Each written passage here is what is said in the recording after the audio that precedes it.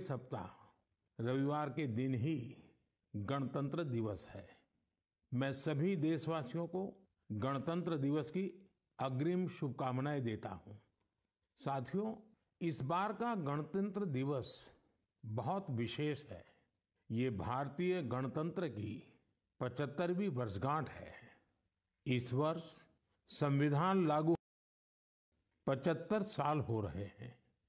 मैं संविधान सभा के उन सभी महान व्यक्तित्वों को नमन करता हूं जिन्होंने हमें हमारा पवित्र संविधान दिया। संविधान सभा के दौरान अनेक विषयों पर लंबी लंबी चर्चाएं हुई। वो चर्चाएं संविधान सभा के सदस्यों के विचार, उनकी वो वाणी हमारी बहुत बड़ी धरोहर है। आज मन की बात में मेरा प्रयास है कि आपको कुछ महान नेताओं की ओरिजिनल आवाज सुनाऊं। साथियों, जब संविधान सभा ने अपना काम शुरू किया तो बाबा साहब आम्बेडकर ने परस्पर सहयोग को लेकर एक बहुत महत्वपूर्ण बात कही थी। उनका ये संबोधन इंग्लिश में है। मैं उसका एक अंश आपको सुनाता हूं। So far as the ultimate goal is concerned, I think none of us need have any apprehensions. None of us need have any doubt. But my fear, which I must express clearly, is this. Our difficulty, as I said, is not about the ultimate future. Our difficulty is how to make the heterogeneous mess that we have today take a decision in common and march in a cooperative way on that road which is bound to lead us to unity. Our difficulty is not with regard to the ultimate. Our difficulty is with regard to the beginning. साथियों, बाबा साहब इस बात पर जोर दे रहे थे कि संविधान सभा एक साथ एक मत हो और मिलकर सर्वहित के लिए काम करे। मैं आपको संविधान सभा की एक और ऑडियो क्लिप सुनाता हूं। ये ऑडियो डॉक्टर राजेंद्र प्रसाद जी का है, जो हमारी संविधान सभा के प्रमुख थे। आइए डॉक्टर राजेंद्र प्रसाद जी को सुनते हैं।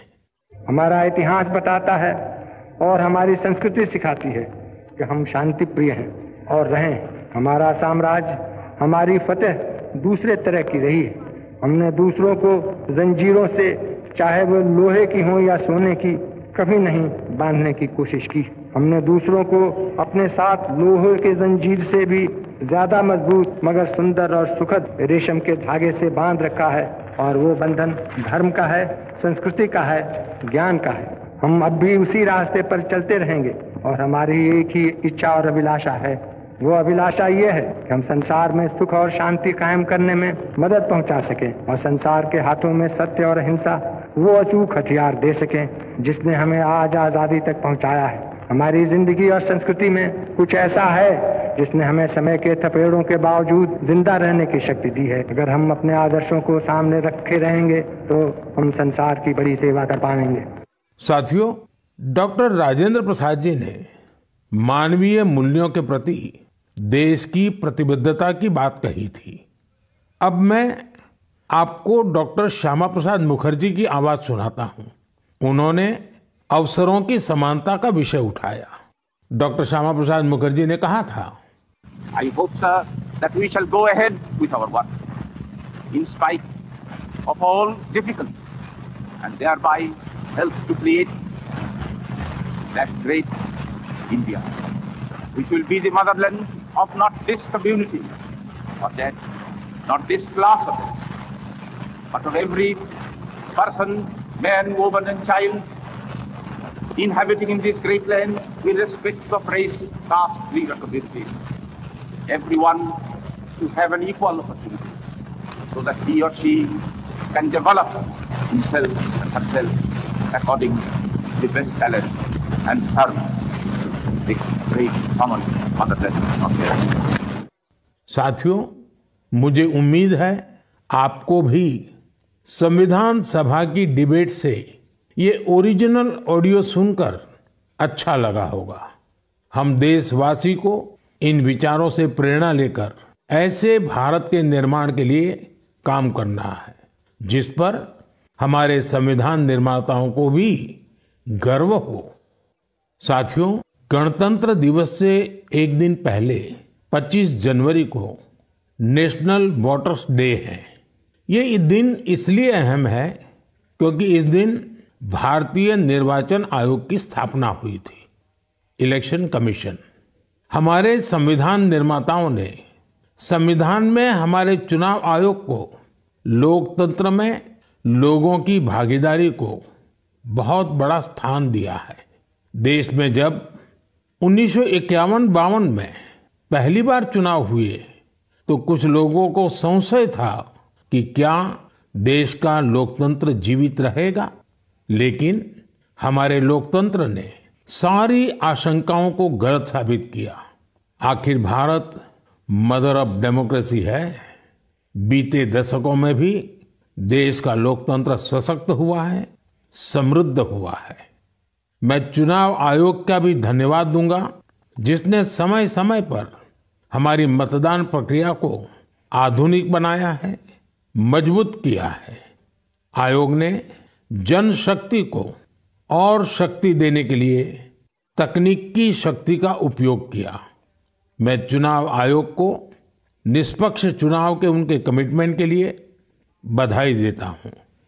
मैं देशवासियों से कहूंगा कि वो ज्यादा से ज्यादा संख्या में अपने मत के अधिकार का उपयोग करें, हमेशा करें और देश के डेमोक्रेटिक प्रोसेस का हिस्सा भी बने और इस प्रोसेस को सशक्त भी करें। मेरे प्यारे देशवासियों, प्रयागराज में महाकुंभ का श्री गणेश हो चुका है। चिरस्मरणीय जन सैलाब, अकल्पनीय दृश्य और समता समरसता का असाधारण संगम।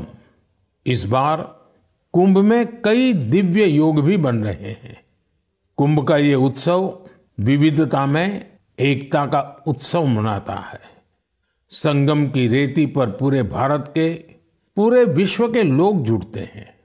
हजारों वर्षों से चली आ रही इस परंपरा में कहीं भी कोई भेदभाव नहीं, जातिवाद नहीं। इसमें भारत के दक्षिण से लोग आते हैं, भारत के पूर्व और पश्चिम से लोग आते हैं। कुंभ में गरीब अमीर सब एक हो जाते हैं। सब लोग संगम में डुबकी लगाते हैं, एक साथ भंडारों में भोजन करते हैं, प्रसाद लेते हैं।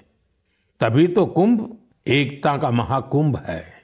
कुंभ का आयोजन हमें ये भी बताता है कि कैसे हमारी परंपराएं पूरे भारत को एक सूत्र में बांधती हैं। उत्तर से दक्षिण तक मान्यताओं को मानने के तरीके एक जैसे ही हैं। एक तरफ प्रयागराज, उज्जैन, नासिक और हरिद्वार में कुंभ का आयोजन होता है, वैसे ही दक्षिण भूभाग में गोदावरी, कृष्णा, नर्मदा और कावेरी नदी के तटों पर पुष्करम होते हैं। ये दोनों ही पर्व हमारी पवित्र नदियों से, उनकी मान्यताओं से जुड़े हुए हैं। इसी तरह कुंभकोणम से तिरुक्कड़ियूर, कुड़वासल से तिरुचेरै अनेक ऐसे मंदिर हैं जिनकी परंपराएं कुंभ से जुड़ी हुई हैं। साथियों, इस बार आप सब ने देखा होगा कि कुंभ में युवाओं की भागीदारी बहुत व्यापक रूप में नजर आती है।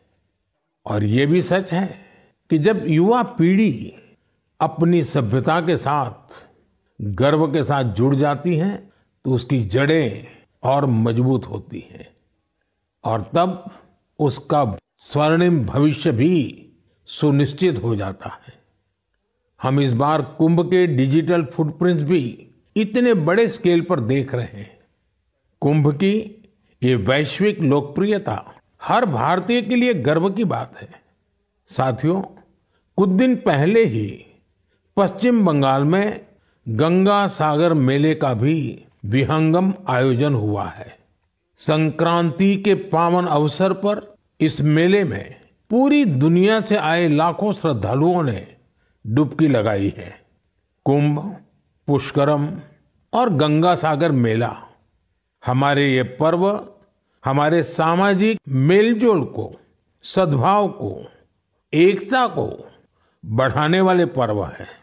ये पर्व भारत के लोगों को भारत की परंपराओं से जोड़ते हैं और जैसे हमारे शास्त्रों ने संसार में धर्म, अर्थ, काम, मोक्ष चारों पर बल दिया है, वैसे ही हमारे पर्वों और परंपराएं भी आध्यात्मिक, सामाजिक, सांस्कृतिक और आर्थिक हर पक्ष को भी सशक्त करते हैं।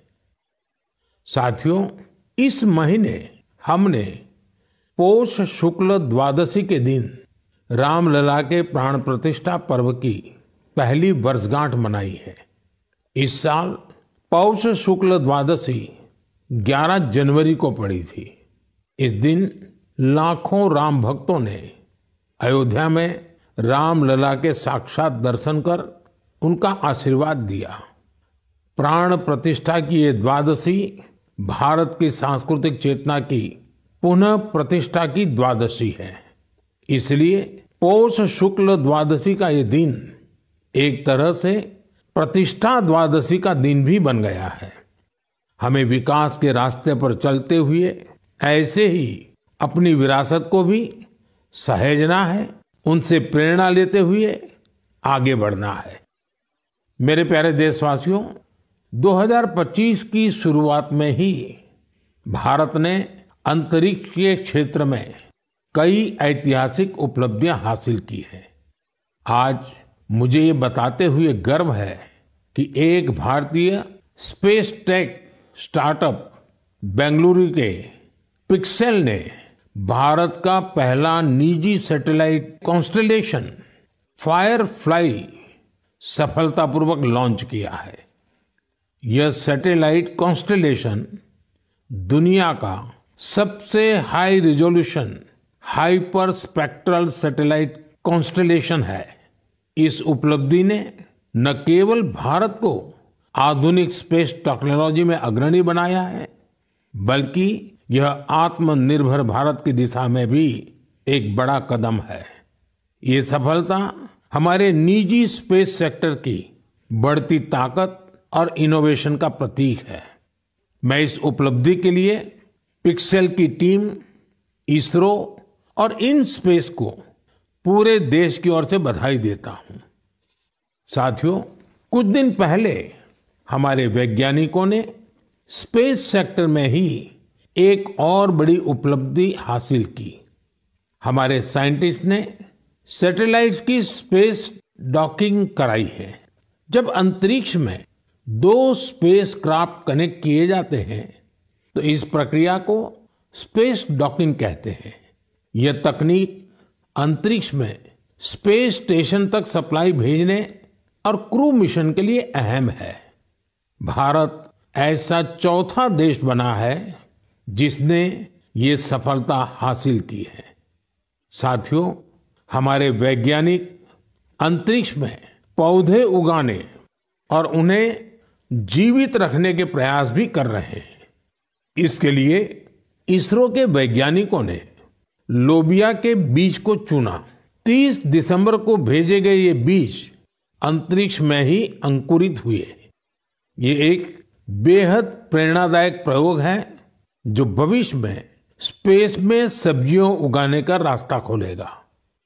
ये दिखाता है कि हमारे वैज्ञानिक कितनी दूर की सोच के साथ काम कर रहे हैं। साथियों, मैं आपको एक और प्रेरणादायक पहल के बारे में बताना चाहता हूं। आईआईटी मद्रास का एक्सटेम केंद्र अंतरिक्ष में मैन्युफैक्चरिंग के लिए नई तकनीकों पर काम कर रहा है। ये केंद्र अंतरिक्ष में 3D printed buildings, metal forms और ऑप्टिकल फाइबर जैसे तकनीकों पर रिसर्च कर रहा है। ये सेंटर बिना पानी के कंक्रीट निर्माण जैसी क्रांतिकारी विधियों को भी विकसित कर रहा है। एक्सटेम की ये रिसर्च भारत के गगनयान मिशन और भविष्य के स्पेस स्टेशन को मजबूती देगी। इससे मैन्युफैक्चरिंग में आधुनिक टेक्नोलॉजी के भी नए रास्ते खुलेंगे।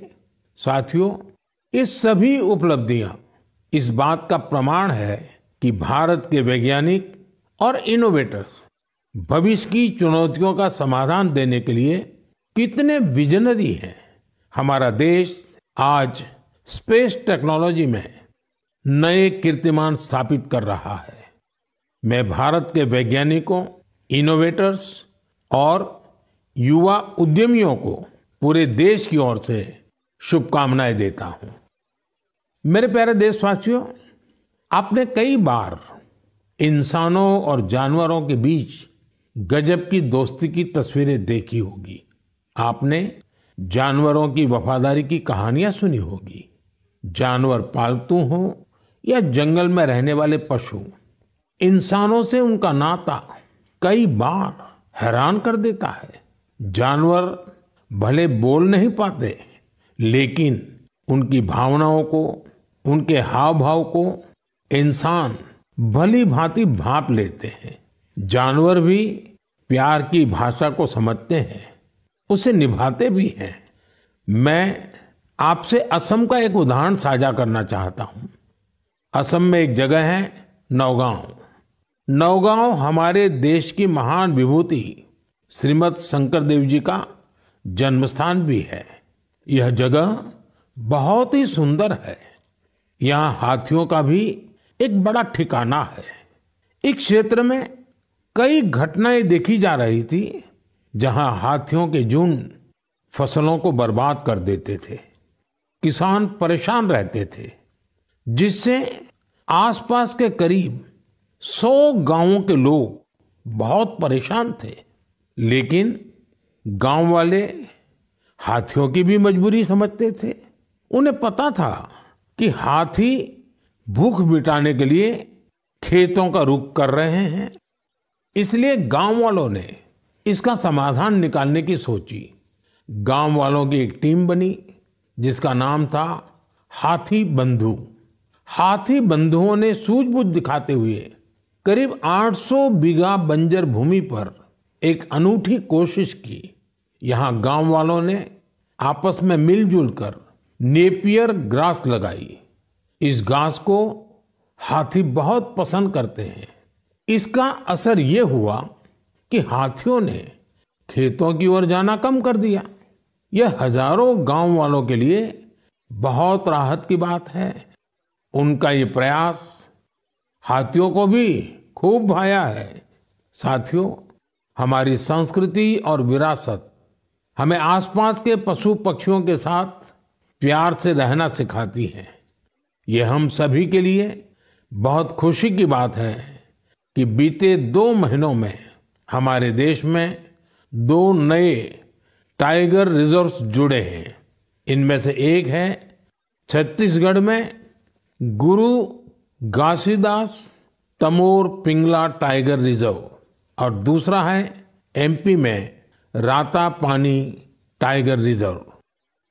मेरे प्यारे देशवासियों, स्वामी विवेकानंद जी ने कहा था, जिस व्यक्ति में अपने आइडिया को लेकर जुनून होता है वही अपने लक्ष्य को हासिल कर पाता है।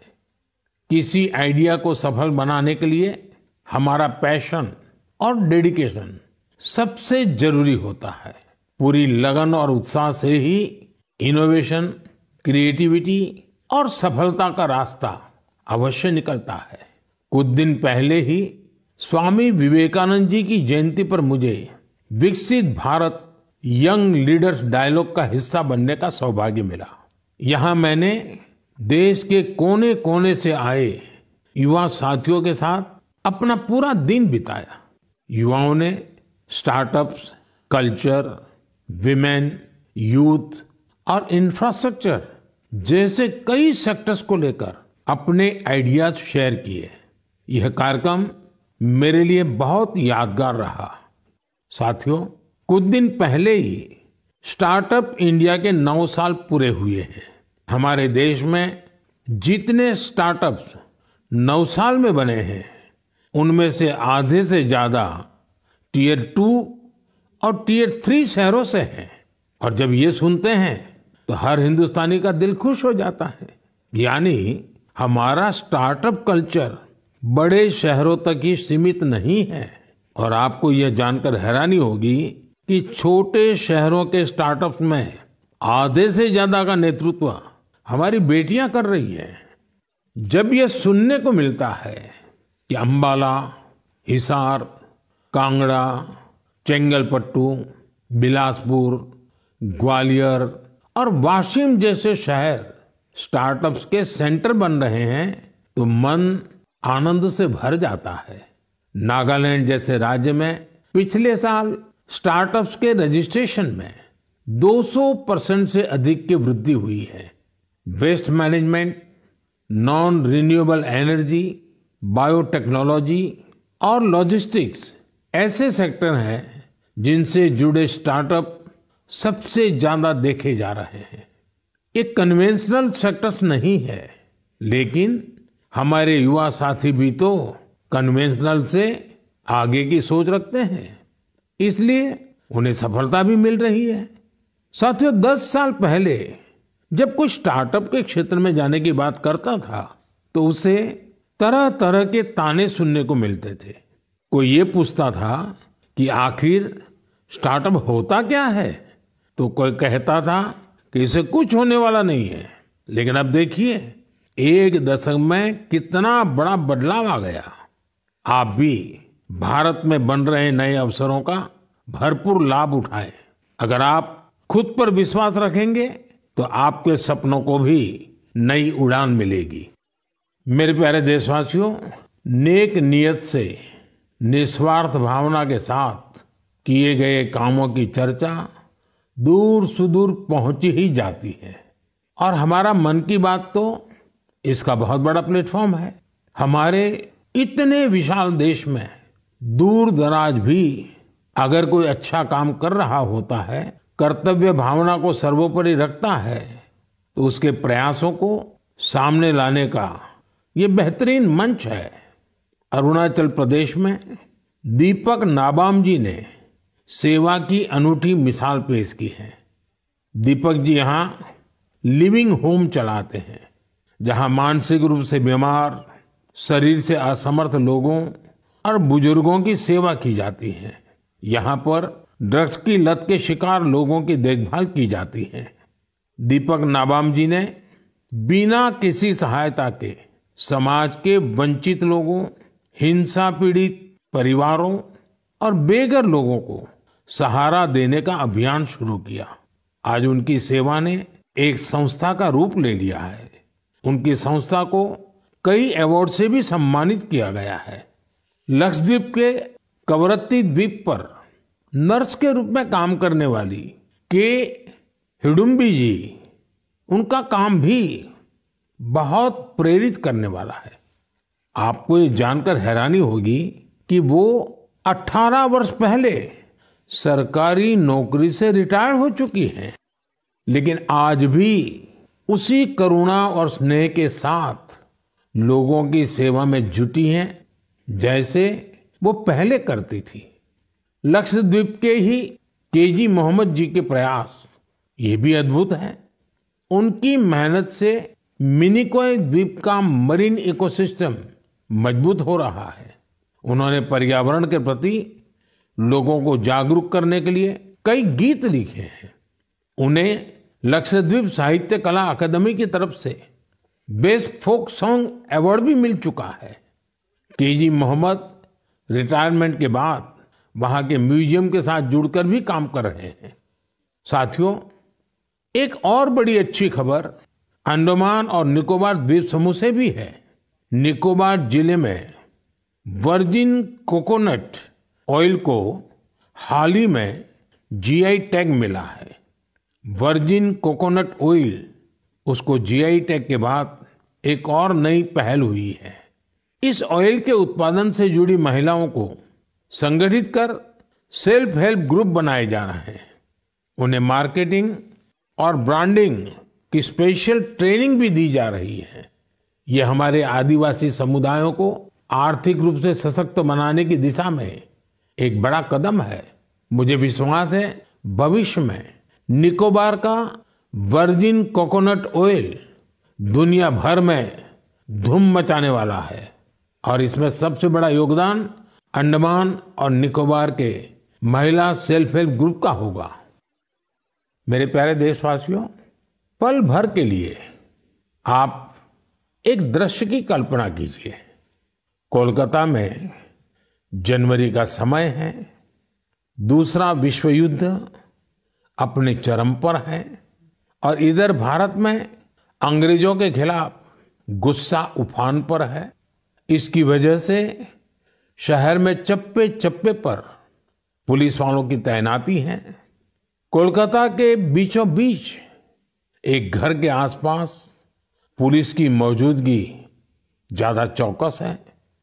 इसी बीच लंबा ब्राउन कोट, पैंट और काली टोपी पहने हुए एक व्यक्ति रात के अंधेरे में एक बंगले से कार लेकर बाहर निकलता है। मजबूत सुरक्षा वाली कई चौकियों को पार करते हुए वो एक रेलवे स्टेशन गोमो पहुंच जाता है। ये स्टेशन अब झारखंड में है। यहां से एक ट्रेन पकड़कर वो आगे के लिए निकलता है। इसके बाद अफगानिस्तान होते हुए वो यूरोप जा पहुंचता है और यह सब अंग्रेजी हुकूमत के अवैध किलेबंदी के बावजूद होता है। साथियों, ये कहानी आपको फिल्मी सीन जैसी लगती होगी। आपको लग रहा होगा इतनी हिम्मत दिखाने वाला व्यक्ति आखिर किस मिट्टी का बना होगा। दरअसल ये व्यक्ति कोई और नहीं, हमारे देश की महान विभूति नेताजी सुभाष चंद्र बोस थे। 23 जनवरी यानी उनकी जन्म जयंती को अब हम पराक्रम दिवस के रूप में मनाते हैं। उनके शौर्य से जुड़ी इस गाथा में भी उनके पराक्रम की झलक मिलती है। कुछ साल पहले मैं उनके उसी घर में गया था जहां से वे अंग्रेजों को चकमा देकर निकले थे। उनकी वो कार अभी वहां मौजूद है। वो अनुभव मेरे लिए बहुत ही विशेष रहा। सुभाष बाबू एक विजनरी थे।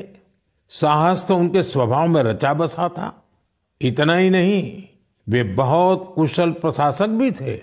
महज 27 साल की उम्र में वो कोलकाता कॉरपोरेशन के चीफ एग्जीक्यूटिव ऑफिसर बने और उसके बाद उन्होंने मेयर की जिम्मेदारी भी संभाली। एक प्रशासक के रूप में भी उन्होंने कई बड़े काम किए। बच्चों के लिए स्कूल, गरीब बच्चों के लिए दूध का इंतजाम और स्वच्छता से जुड़े उनके प्रयासों को आज भी याद किया जाता है। नेताजी सुभाष का रेडियो के साथ भी गहरा नाता रहा है। उन्होंने आजाद हिंद रेडियो की स्थापना की थी, जिस पर उन्हें सुनने के लिए लोग बड़ी बेसब्री से प्रतीक्षा करते थे। उनके संबोधनों से विदेशी शासन के खिलाफ लड़ाई को एक नई ताकत मिलती थी। आजाद हिंद रेडियो पर अंग्रेजी, हिंदी, तमिल, बांग्ला, मराठी, पंजाबी, पश्तो और उर्दू में न्यूज बुलेटिन का प्रसारण होता था। मैं नेताजी सुभाष चंद्र बोस को नमन करता हूं। देश भर के युवाओं से मेरा आग्रह है कि वे उनके बारे में अधिक से अधिक पढ़ें और उनके जीवन से निरंतर प्रेरणा ले। साथियों, मन की बात का ये कार्यक्रम हर बार मुझे राष्ट्र के सामूहिक प्रयासों से, आप सबकी सामूहिक इच्छा शक्ति से जोड़ता है। हर महीने मुझे बड़ी संख्या में आपके सुझाव, आपके विचार मिलते हैं और हर बार इन विचारों को देखकर विकसित भारत के संकल्प पर मेरा विश्वास और बढ़ता है। आप सब इसी तरह अपने अपने काम से भारत को सर्वश्रेष्ठ बनाने के लिए प्रयास करते रहें। इस बार की मन की बात में फिलहाल इतना ही। अगले महीने फिर मिलेंगे भारतवासियों की उपलब्धियां, संकल्पों और सिद्धियों की नई गाथाओं के साथ। बहुत बहुत धन्यवाद। नमस्कार।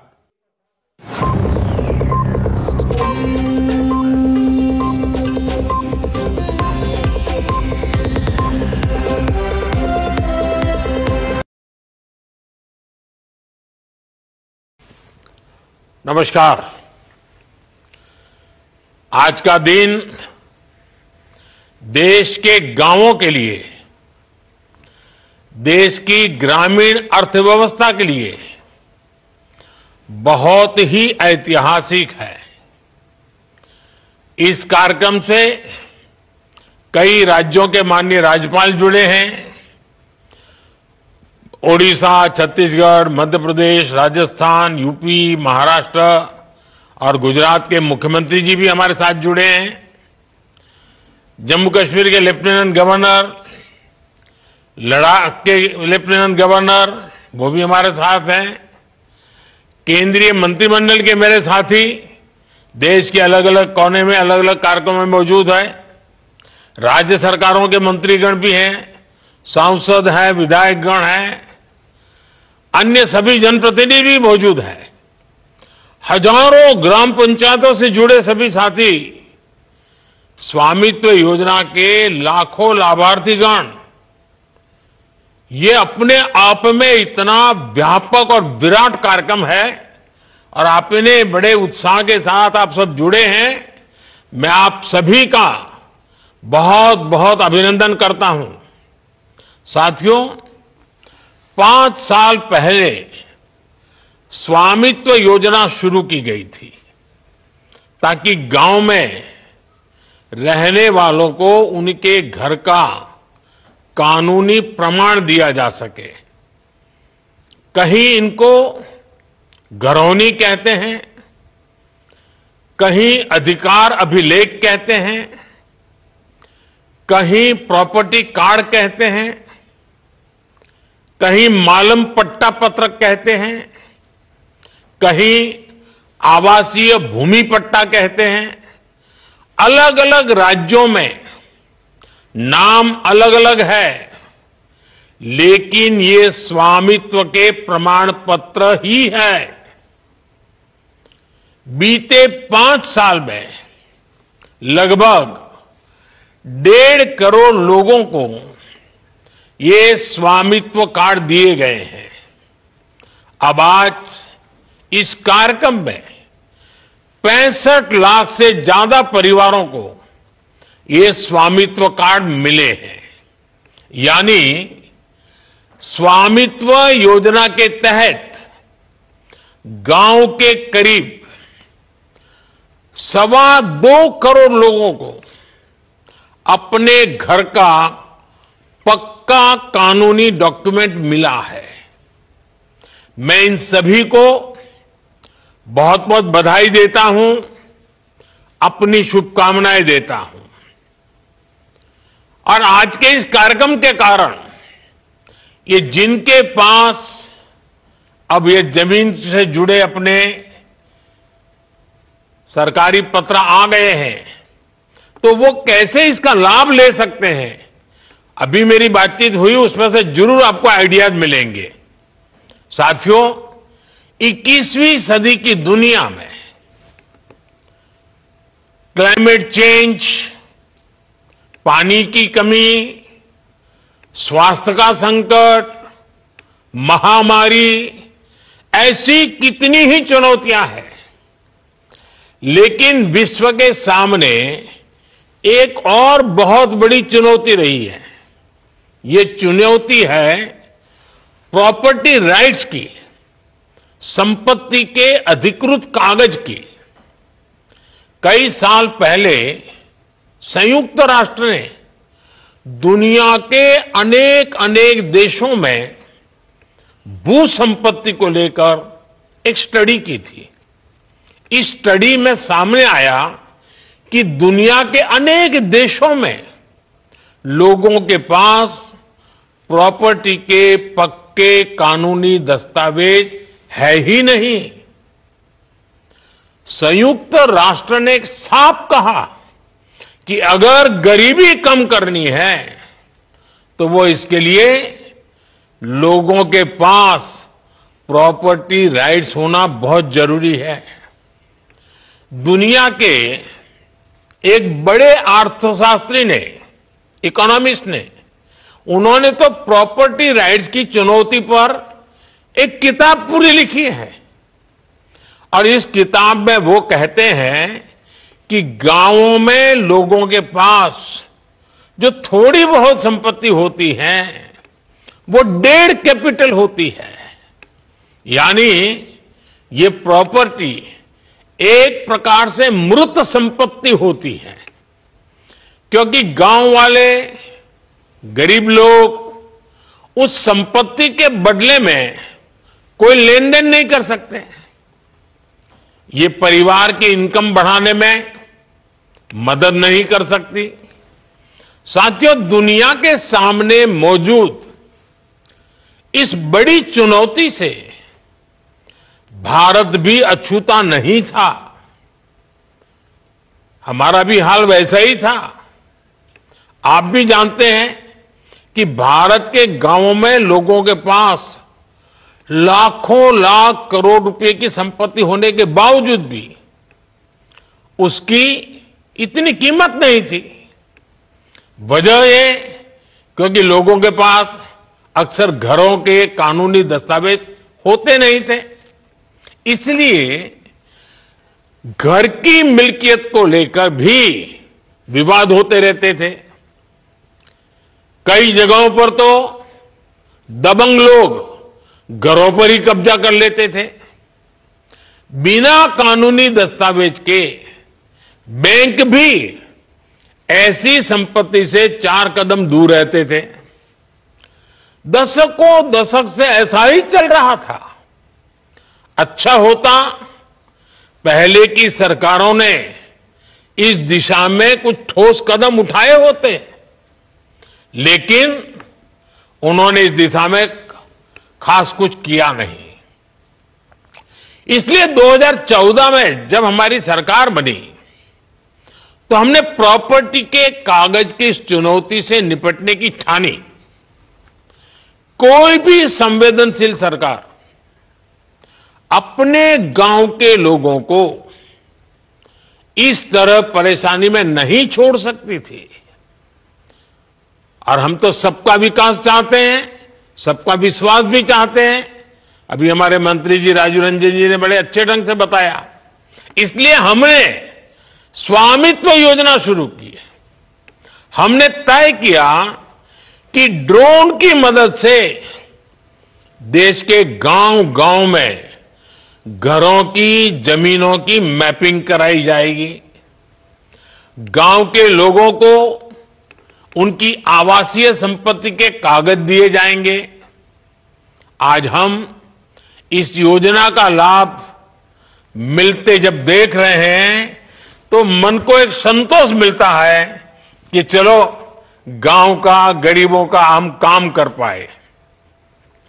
मैं अभी स्वामित्व योजना के लाभार्थियों से बात कर रहा था। इस योजना ने कैसे उनका जीवन बदल दिया है, कैसे अब उनकी संपत्ति पर उन्हें बैंकों से मदद मिलने लगी है। संपत्ति तो थी, आप रहते भी थे, कागज नहीं था। उस समस्या का समाधान सरकार को करना चाहिए था और इसलिए हमने काम उठाया और कर रहे हैं। और उनकी बातों में मैं देख रहा था, उनके चेहरे पर जो संतोष था, जो खुशी थी, जो आत्मविश्वास था, कुछ नए करने के जो सपने थे, कितना आनंददायक ये संवाद लगा मुझे। इसको मैं बहुत बड़ा आशीर्वाद मानता हूं। भाइयों और बहनों, हमारे देश में 6 लाख से अधिक गांव है। इनमें से करीब करीब आधे गांवों में ड्रोन से सर्वे हो चुका है। कानूनी दस्तावेज मिलने के बाद लाखों लोगों ने अपने घर, अपनी संपत्ति के आधार पर बैंकों से लोन लिया है। इस पैसे से उन्होंने गांव में अपना छोटा मोटा व्यापार शुरू किया है।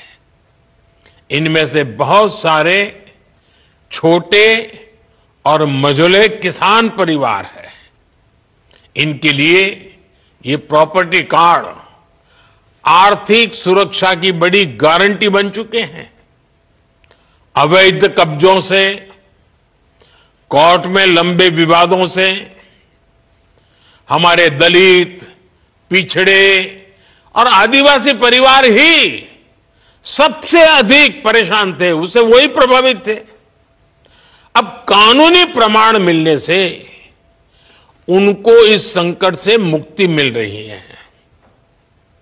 एक आकलन है कि सभी गांवों में प्रॉपर्टी कार्ड बनने के बाद 100 लाख करोड़ रुपए से ज्यादा की आर्थिक गतिविधि का रास्ता खुल जाएगा।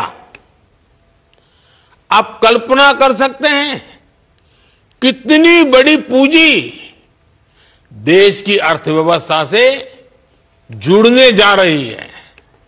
साथियों, आज हमारी सरकार पूरी ईमानदारी से ग्राम स्वराज को जमीन पर उतारने का प्रयास कर रही है। स्वामित्व योजना से गांव के विकास की प्लानिंग और उस पर अमल अब काफी बेहतर हो रहे हैं। आज हमारे पास स्पष्ट नक्शे होंगे, आबादी के इलाकों का हमें पता होगा, तो विकास के काम की प्लानिंग भी सटीक होगी और गलत प्लानिंग के कारण जो बर्बादी होती थी, जो रुकावटें आती थी, उससे भी मुक्ति मिलेगी। कौन सी जमीन पंचायत की है, कौन सी जमीन चारगाह है, ऐसे कई विवाद रहते हैं। अब प्रॉपर्टी राइट्स मिलने से ग्राम पंचायतों की मुश्किलें भी दूर होगी, वो भी आर्थिक रूप से सशक्त हो पाएगी।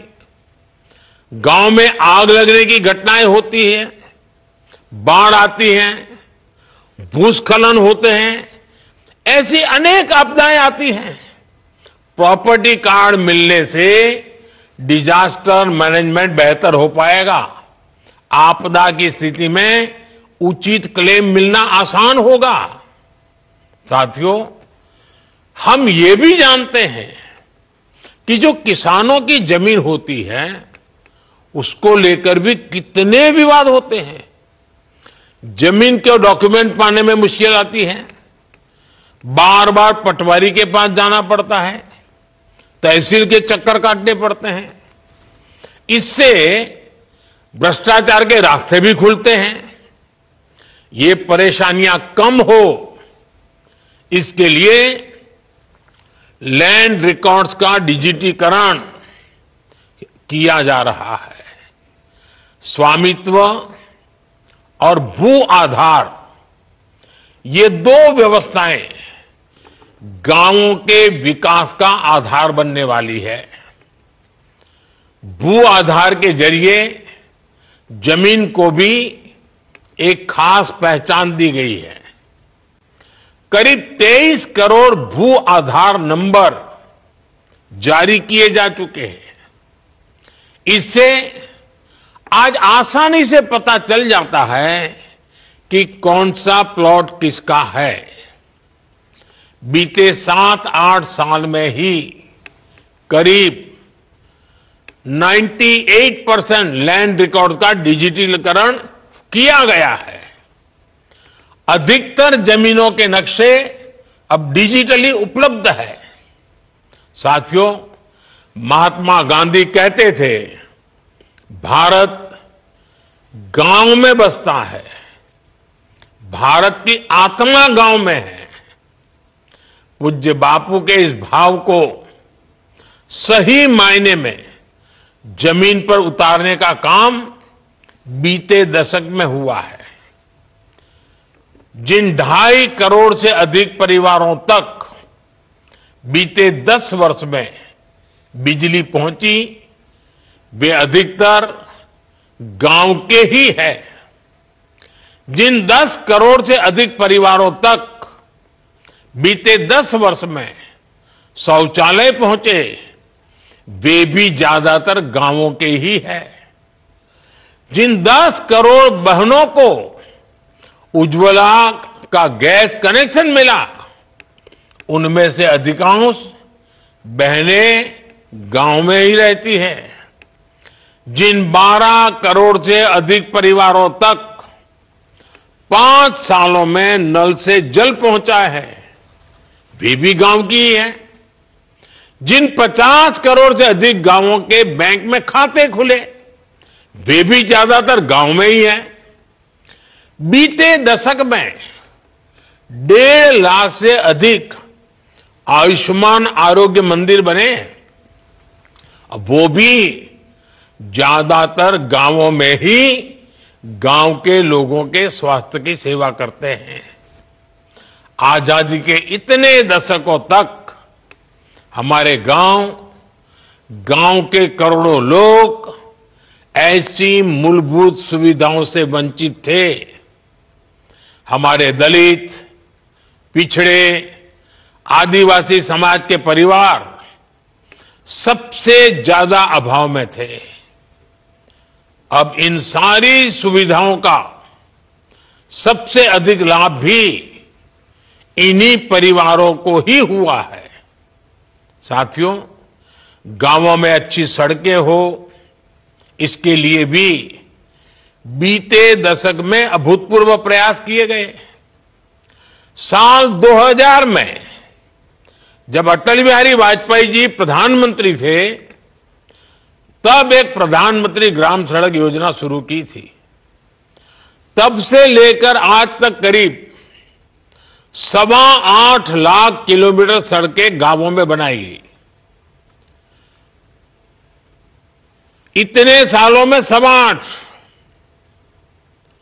अब आप देखिए 10 साल में हमने 3.25 लाख किलोमीटर यानी लगभग आधी सड़कें बीते 10 साल में ही बना दी है।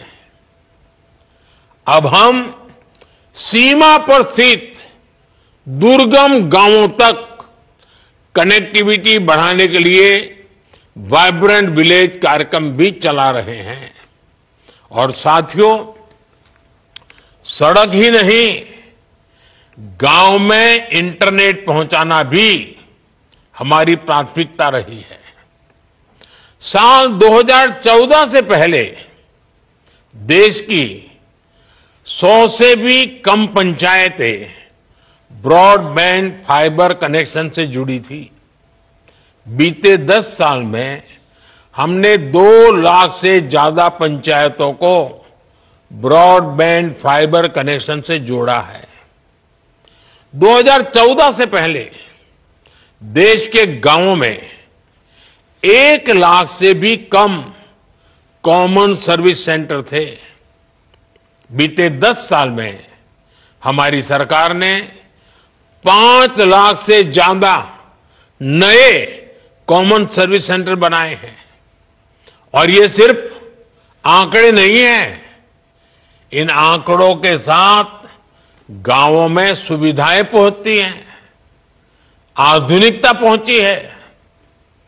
पहले जिन सुविधाओं को लोग शहरों में देखते थे, अब वो गांवों में मिलने लगी है। इससे गांव में सुविधा ही नहीं बल्कि आर्थिक